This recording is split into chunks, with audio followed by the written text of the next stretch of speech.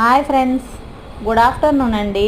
ఈరోజైతే సాటర్డే కాబట్టి నేను మష్రూమ్ కర్రీని అయితే ప్రిపేర్ చేసుకున్నానండి. చూడండి ఫ్రెండ్స్, ఎంత బాగా చేశానో, తింటే తినాలనిపిస్తుంది. చాలా బాగుంది.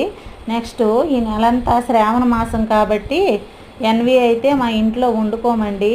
నాకు ఎన్వి తినాలనిపించేటప్పుడల్లా ఈ మష్రూమ్ కర్రీనే వండించుకొని తినటం జరుగుతుందండి. నెక్స్ట్ ఎవరైనా తినొచ్చండి ఈ మష్రూమ్ కర్రీ. మష్రూమ్లో ఎక్కువగా కాల్షియం ఎక్కువగా ఉంటుంది.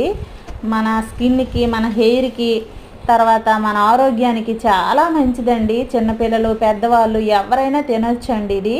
దీనివలన హెల్దీ ఎక్కువగా, మనకి ఎనర్జీ ఎక్కువగా వస్తుంది. నెక్స్ట్ ఏంటంటే చాలా రుచికరంగా ఉంటుంది.